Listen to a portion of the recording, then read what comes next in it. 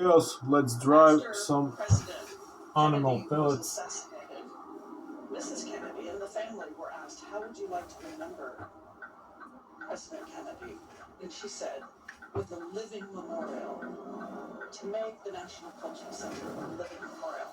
With bipartisan support. Absolutely, 100%.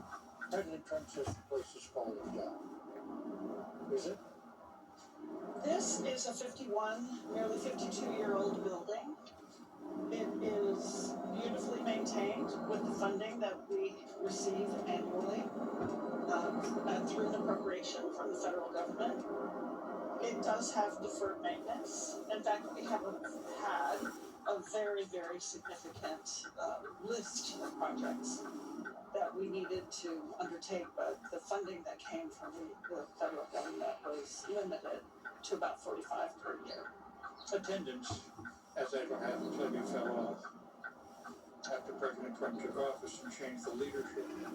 Prominent performers and shows canceled, saying they couldn't work with the current administration, didn't want to. Looking back, was that kind of boycott a mistake? Did it give the administration the argument to say, well, nobody's going, attendance is off, so we might as well close it and refashion? So I actually don't have first-hand information about attendance after my departure. What I have been thinking about and saying is that for artists to do their work, they must feel complete freedom, safety, and support. When an artist walks on a stage, they have to rip open their hearts, be as vulnerable as possible. And in order to do that, you have to feel safe and have to be supported. And to the audience members, I say follow the artist. You are the individual who has that personal taste, who has that interest, who is moved by that particular art form. Always follow the artist. So if the artist decides to cancel, support the artist. what are some of the effects of this place being closed for 2 years? If you're a professional industry, what could happen? As I look at this building, I'm filled No with more coffee. extraordinary memories.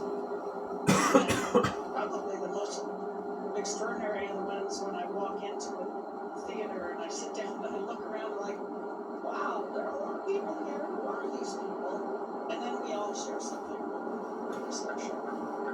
I'm sad about those lost experiences. And that said, if they can do the complicated work of seam replacement and HVAC and water pump, fantastic. I hope they can do that. And I hope they can do it effectively so that those issues don't rise up again. Do you have any concerns about this place reopening? No, I think that it will be a grand reopening. I really believe that this place is too important in this country. This place has hosted so many important moments on a personal, individual, and countrywide level. And I know it will be a grand reopening. There's so many words all around this building that were chiseled into the stone. Any that completely important to you?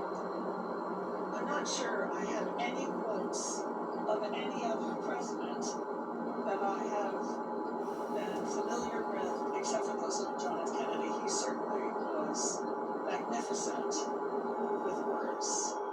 But the one that means the most to me is the one that says, I am certain that after the dust of centuries has passed over our cities, and I am certain that after the dust of centuries has passed over us, we too will be remembered, not for victories or defeats in battle or in politics, but for our contribution to the human spirit. but for our contribution to the human spirit. That was our daily salvation. Deborah Brown was the president of the Kennedy Center for a decade, from 2014 to 2025. Thanks so much for joining us here. Thank you for being with me here. And I know you were in that building very, very many times. At least least in my time. Absolutely. Yes. And children learn how to bicycle here, which I think might be technically against the rules, but the security people were always very I nice. think our security have always been the best Yeah. and very understanding. And our dog is, let's just put it this way, anointed several spots. I'm sorry about that, but you know dogs. I think that makes this even more the people's house.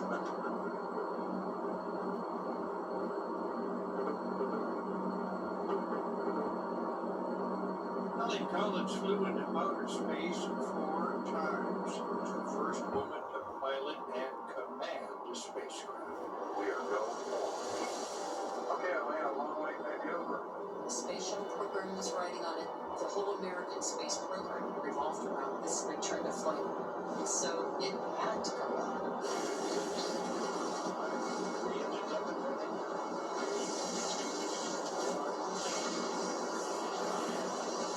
Space shuttle is gone. Space Woman is a new documentary that charts her path into the stars, beginning with the challenging childhood school years. Film's director, Linda Merriman, and Commander Eileen Collins joined us now from our studios in New York. Thank you both so much for being with us. Thank you for having us. Yeah, it's great to be here. Hattie Merriman, you've done documentaries on just Margaret and Chanel. What made you want to put Eileen Collins on the screen? I was approached by producers because I'd done lots of films, I think, about strong women, and they gave me the book to read, and I read her book, and I thought it was amazing, and she wasn't from a background I'd expected, and there was a lot of jeopardy as well in her career, and it was breaking ground for women as well, so the combination seemed amazing to me. I thought it was a great documentary to be made. Commander Collins, some tough moments in here. Did you need much persuasion? Yes, I did need a little bit.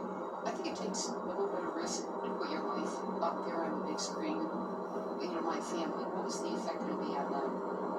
So I talked to my husband, my 2 kids, my siblings, who, obviously grew up with me. Our dad, big drinker, he was an alcoholic. Our mom had a lot of problems. My parents split up. We lived in government housing. Did my family want that story out there? So it took a while to get the family to say yes, and for me mentally to, process what this huge project was going to entail, because I knew it would be a lot of work, and if I'm going to do it, I'm going in 100%.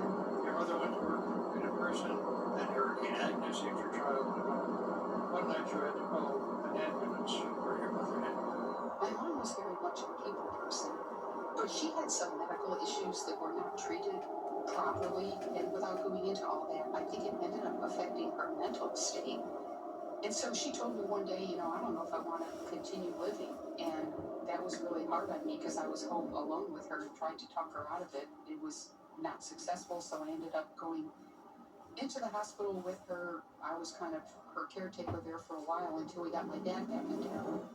I had just got my driver's license, so I think I moved pretty fast.